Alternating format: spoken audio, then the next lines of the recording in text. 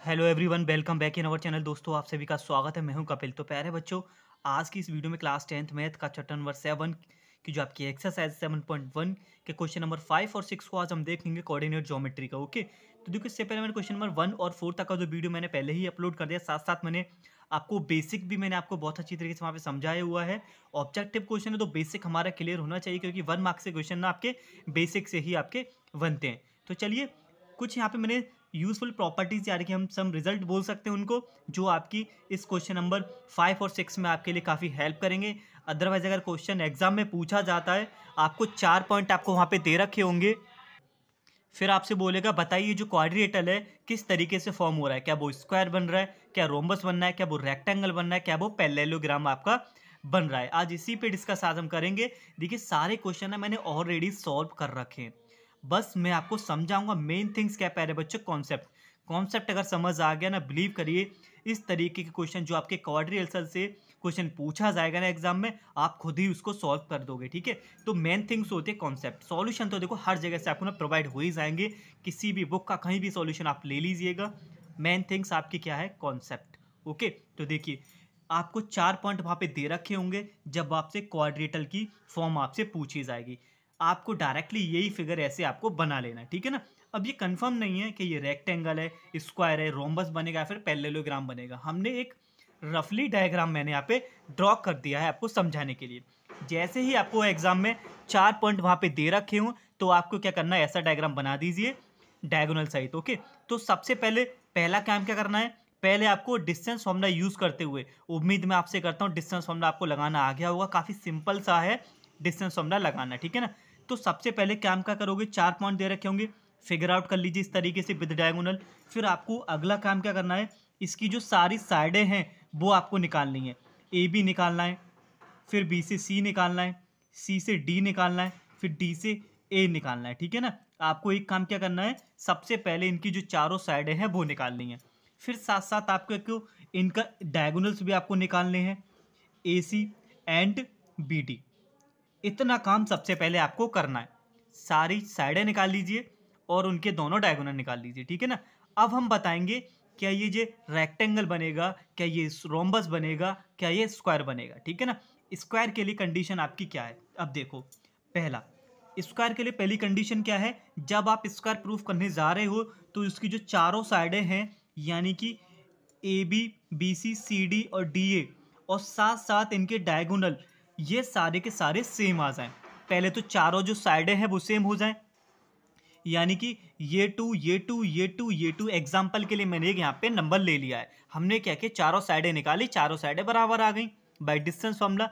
फिर अगला काम क्या करना है, हम ये भी चेक करेंगे इसके जो दोनों डायगोनल है क्या वो भी सेम है कि नहीं है। अगर दोनों डायगोनल्स अगर सेम आ जाते हैं तो हम बोल देंगे ये स्क्वायर आपका बन रहा है।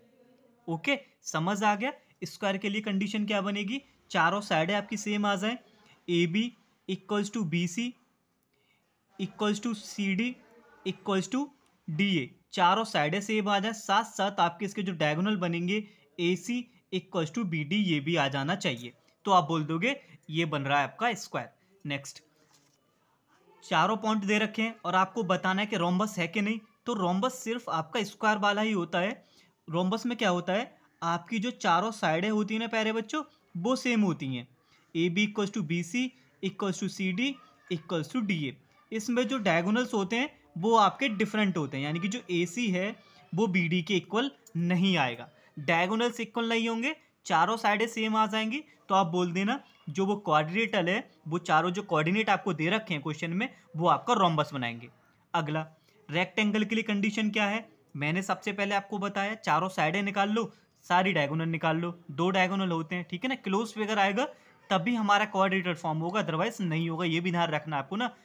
तो आप क्या करोगे, अपोजिट साइड इक्वल आ जाए रेक्टेंगल में, यानी कि A B equals to, diagram को देखो, डायग्राम डायरेक्ट ऐसे ही आपको सीधे वहां पे ड्रॉ कर देना है। ए बी इक्वल्स टू किसके आ जाए, सी डी के। ए बी इक्वल्स टू आपका आ जाए सी डी के, and similar B C equals to आ जाए ए डी के। बी सी इक्वल्स टू आ जाए आपका ए डी के, यानी कि डी ए, एक ही बात है, डिस्टेंस फॉर्मूले से सेम आएगा। एंड साथ साथ आपका ना इसके जो डायगोनल्स हैं वो भी आपके सेम आ जाने चाहिए। ए सी इक्वल्स टू आपका आ जाए B D. Okay, opposite side same हो जाए, साथ साथ डायगोनल भी इक्वल आ जाए, तो आप बोल देना वहां पर जो फॉर्म होगा वो आपका रेक्टेंगल फॉर्म होगा। ओके, नाउ डिस्टेंस फॉर्मूले का यूज करते रहेंगे। काफी सिंपल सी ये क्वेश्चन नंबर 5 और आपके ये 6 है ना। क्वेश्चन नंबर 4 क्या कहता है, प्रूव दैट, अगर देखो अपोजिट साइड आपकी सेम आ गई, यानी कि A B equal to C D आ गया और आपका B C equal to A D आ गया, यानी कि अपोजिट साइड तो सेम आ गई लेकिन आपके उस फिगर में डायगोनल सेम नहीं आ रहे हैं, तो आप बोल रहे कि वहां पे जो फॉर्म होगा वो आपका पैरेललोग्राम होगा। ये आपकी चारों प्रॉपर्टीज हैं, आप अच्छी तरीके से अपने माइंड में बिठा लीजिए। कॉन्सेप्ट क्या है, सबसे पहले हम चारों साइडें निकालेंगे, फिर उनके डायगोनल निकालेंगे। अगर चारों साइडें सेम आ रही हैं, डायगोनल इक्वल आ रहे हैं तो स्क्वायर बनेगा। अगर डायगोनल इक्वल नहीं आ रहे, चारों साइडें सेम है तो रोम्बस है। रेक्टेंगल के लिए अपोजिट साइड कोई भी दो सेम आ जाए, साथ साथ डायगोनल भी आ जाए तो रेक्टेंगल फॉर्म होगा। ओके, अगर अपोजिट साइड तो सेम आ गई है लेकिन उसके जो डायगोनल है वो आपके सेम नहीं आ रहे हैं, तो आपका ना पैरेललोग्राम फॉर्म होगा। तो उम्मीद मैं करता हूँ आपको ये सब कुछ आपका समझ आ गया होगा। तो क्वेश्चन नंबर 5 और 6 के लिए ना प्यारे बच्चों, क्वेश्चन नंबर 5 और 6 के लिए ये मान लीजिए बैकबोन है। ये जो चारों पॉइंट हैं, इन पॉइंटों को अगर आपको याद रखेगा तो आप क्वाड्रेटल के किस तरीके का फॉर्म होगा आप इजीली वहां पे बता सकते हो, ठीक है ना।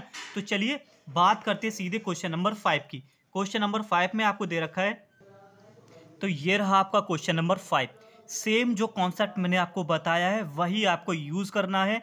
चारों साइडें निकालनी है, साथ साथ आपको ना डायगोनल निकालने हैं। जहां भी वो प्रॉपर्टीज आपकी फॉलो कर जाएंगी वही आपका क्वाड्रेट फॉर्म होगा। तो क्वेश्चन नंबर 5 आप अपनी एनसीईआरटी बुक को आप ओपन कर सकते हो, अदरवाइज मैंने ना यहाँ पे ऑलरेडी यहाँ पे डायग्राम निकाल रखा है और क्वेश्चन भी मैंने यहाँ पे कंप्लीट सॉल्व कर रखा है, ठीक है ना। तो देखिए क्वेश्चन में आपको दे रखा है प्यारे बच्चों, in a classroom 4 friends are seated at the point A B C D as so in the figure।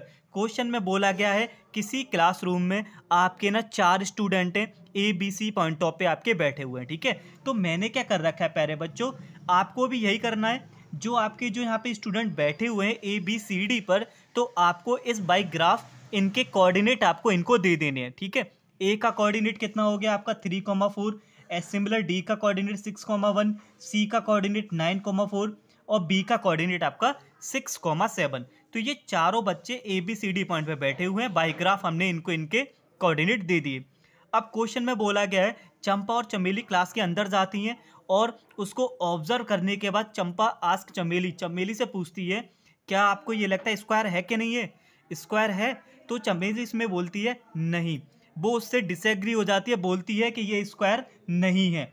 Okay, तो now using the distance formula and find the which one is correct. आपको distance formula आपको use करना है, आपको बताना है कौन सही है। चमेली बोलती है स्क्वायर नहीं है, चंपा बोल रही है देखने में ये स्क्वायर उसको लग रहा है, ठीक है ना। जैसा मैंने आपको बताया, इस फिगर को रफली आप एक रेक्टेंगल या फिर स्क्वायर शेप आप इसको दे सकते हो क्वाड्रेटल का। चारों साइडें निकालिए, साथ साथ इसके दोनों डायगोनल्स आप निकालिए।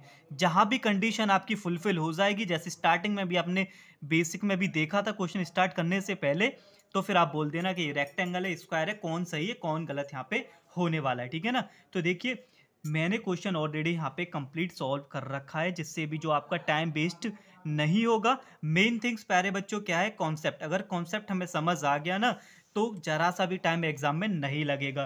तो देखिए सबसे पहले हम डिस्टेंस निकालेंगे ए से बी के लिए। ए से बी के लिए by distance formula x1 minus x2 भी आप लगा सकते हो डायरेक्टली, नहीं तो आप x2 माइनस x1 भी आप लगा सकते हो। डिस्टेंस फॉर्मूला आप लर्न कर लीजिए, यहाँ पे कोई भी फर्क नहीं पड़ता है। x1 माइनस x2 का whole square plus y1 minus y2 का लगाइए, या फिर x2 माइनस x1 का whole square plus y2 minus y1 का लगाइए, डजेंट मैटर, कोई भी आपको प्रॉब्लम नहीं आने वाली, ठीक है ना। तो आप ए से बी डिस्टेंस फॉर्मूला लगाएंगे 6 माइनस 3 का होल स्क्वायर, एक्स एक्स वाले एक्स से माइनस कर लो, वाई वाई वाले वाई से माइनस कर लो। कोऑर्डिनेट में पहले वाला एक्स होता है, दूसरा वाला वाई होता है, ठीक है ना। उम्मीद करता हूँ इतना आप सभी लोगों का क्लियर होगा। तो जैसे ही आप डिस्टेंस फॉर्मूला लगाओगे प्यारे बच्चों, √18 आ गया ए बी, फिर बी से सी निकालोगे, बी से सी भी √18 आएगा, फिर आप सी से डी पर आओगे, सी से डी का वैल्यू भी √ आपका 18 है। जैसे आप इनको आगे सॉल्व करते हुए जाओगे तो आपको डी ए भी आपको √18 देखने को मिलेगा। यहाँ पर क्या हुआ, जो चारों साइडें थी वो सारी की सारी सेम आ गई, ए से बी, बी से सी, सी से डी और डी से ए। अब आपको क्या करना है, मैंने बोला अब डायगोनल्स भी आप निकाल लीजिए इनका, ए से सी निकालो। ए से सी की वैल्यू आपकी 6 आएगी बाई डिस्टेंस फॉर्मूला, ठीक है ना। अब मैं सॉल्व करके नहीं दिखा रहा हूँ डिस्टेंस फॉर्मूला, मैंने आपको अच्छी तरीके से क्वेश्चन नंबर 1 में एकदम मैंने आपको समझा रखा है, ठीक है ना। देखो डाउट है तो अब समझा भी देंगे, बट आपको इतना देखो हार्ड भी नहीं है लगाना डिस्टेंस फॉर्मूला, ठीक है ना। फिर आप बी से डी निकालिए, बी से डी निकालोगे तो आपका 6 आ जाएगा। देखिए चारों साइडें सेम आ गई, डायगोनल भी आपका सेम आ गया, यानी कि यहाँ पर आप क्या है, ये स्क्वायर है। तो इसका मतलब क्या, चमेली डिसएग्री कर रही थी वो तो गलत हो गई, चंपा इज करेक्ट, क्योंकि उसने बोला था ये स्क्वायर शेप में बैठे हुए हैं।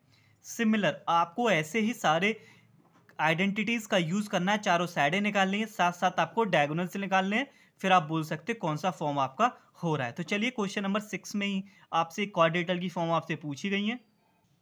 तो क्वेश्चन नंबर 6 जैसे मैंने बोला ऑलरेडी सॉल्व कर रखा है मैंने, ओके। तो देखिए क्वेश्चन नंबर 6 में क्या है आपका प्यारे बच्चों, आपको 3 पार्ट दे रखे हैं, तीनों पार्ट में आपको 4-4 कोऑर्डिनेट दे रखे हैं। आपको डायरेक्टली मैंने बोला देखते ही आपको ऐसा डायग्राम ड्रॉ कर लेना है, ABCD मान लीजिए, कोऑर्डिनेट इनको दे दीजिए, चारों साइडें निकाल लो और दोनों डायगोनल्स निकाल लो बाई डिस्टेंस फॉर्मूला, ओके। तो देखो सॉल्यूशन देख लीजिए, आपने क्या किया, चारों साइडें इसकी निकाली और आपने क्या किया, इसके सारी डायगोनल्स निकाल लिए, चारों साइडें आपने निकाल लेनी है और फिर साथ साथ इसके दोनों डायगोनल। तो आप देख सकते हो यहाँ पे इसकी जो चारों साइडें हैं वो आपकी सेम आ रही हैं और साथ साथ इनकी जो दोनों डायगोनल से वो भी आपके सेम आ रहे हैं, यानी कि ये जो कंडीशन है, ये जो कंडीशन फुलफिल हो रही है किसके लिए, स्क्वायर के लिए। A B equals to B C equals to C D equals to D A, यानी कि चारों साइडें सेम है, साथ साथ इनके डायगोनल्स भी आपके सेम आ रहे हैं, यानी कि जो जो फॉर्म होगा क्वाड्रेटल वो आपका स्क्वायर शेप में होगा, ओके। तो नाउ अब बात करते हैं पार्ट 2 की, 6 का सेकंड पार्ट। अब देखिए इसके लिए मैंने एक दूसरा तरीका मैं आपको बताने वाला हूँ, ठीक है ना।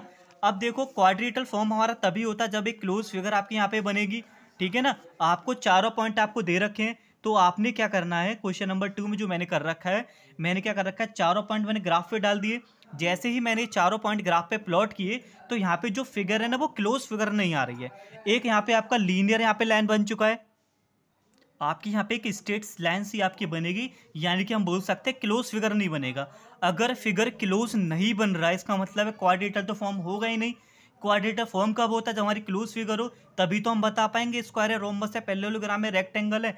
तो सिमिलर हम बोल देंगे, आपको ऐसे ही चारों पॉइंट प्लॉट कर देने हैं और साथ साथ आपको ऐसे ही बोल देना है clearly the point A C and B are the collinear and no quadrilateral form by these point, इन पॉइंटों से कोई भी क्वाड्रेटल फॉर्म आपका नहीं होगा, ओके। तो चलिए थर्ड पार्ट भी हम आपको सॉल्यूशन दिखा देते हैं। क्वेश्चन नंबर 6 का थर्ड पार्ट आपका ये रहा, इसमें भी आपको 4 पॉइंट प्यारे बच्चों आपको दे रखे हैं। देखते ही आपको यहाँ पे एक रफली ऐसी फिगर आपको यहाँ पे ड्रॉ कर लेनी है विद डायगोनल, चारों साइडें निकालिए, साथ साथ इसके आप डायगोनल भी निकालिए, ठीक है ना। जैसा मैंने बोला सेम वही कॉन्सेप्ट आपको अपनाना है एग्जाम में भी। जैसे ही आपने इसकी चारों साइडें निकाली, ए बी आ रहा है √10, बी सी आ रहा है √18, सी डी आपका आ रहा है √10 और डी से ए आ रहा है आपका √18। जब आप इन पॉइंटों को देख के आपको यहाँ पे क्लियरली दिख रहा है इसकी जो अपोजिट साइड है ना प्यारे बच्चों वो आपकी सेम है, अपोजिट साइड है आपकी क्या आ चुकी है, यहाँ पे सेम आ चुकी है। अपोजिट साइड इसकी क्या आ रही है, आपकी इक्वल आ रही है, ठीक है ना। अपोजिट साइड इक्वल आ रही है, फिर आपको क्या करना है प्यारे बच्चों, साथ साथ इसके आपको डायगोनल निकालने हैं, ए से सी निकालना है, फिर डी से बी, यानी कि बी से डी एक ही बात रहेगी ना। आपने क्या किया, ए सी आपको निकालना है, ए सी आपका आ रहा है √4 यानी कि 2 और बी से डी आपका आ रहा है √52। तो इसका मतलब हम बोल सकते हैं यहाँ पे प्यारे बच्चों इसकी अपोजिट साइड तो सेम है बट इसके डायगोनल इक्वल नहीं है। तो फिर ये जो कंडीशन फुलफिल आपकी हो रही है वो फुलफिल हो रही है पैरेललोग्राम के लिए। अपोजिट साइड सेम हो बट डायगोनल इक्वल ना हो तो आपका पैरेललोग्राम आपका वहाँ पे फॉर्म होता है। उम्मीद मैं आपसे करता हूँ ये क्वेश्चन नंबर 5 और 6 आपको अच्छी तरीके से समझ आ गया होगा। 4 पॉइंट आपको दे रखे हैं और आपसे क्वाड्रेटल फॉर्म करने के लिए पूछा जाए बता दीजिए किस टाइप का बनेगा, तो उम्मीद है कॉन्सेप्ट आपकी क्लियर हो चुकी होगी। क्या करेंगे, सबसे पहले चारों साइडों को निकालेंगे, साथ साथ उसके दोनों डायगोनल्स को हम निकालेंगे, ठीक है ना। जहां भी हमारी कंडीशन लग जाएंगी, जैसे हमने स्टार्टिंग में 4 पॉइंट हमने समझे, तो फिर हम बोल देंगे रेक्टेंगल बन रहा है, स्क्वायर बन रहा है, पैरेललोग्राम बन रहा है या फिर आपका रोम्बस बन रहा है। तो चलिए मिलते हैं अगली वीडियो में, तब तक के लिए धन्यवाद, take care and wait for the next video.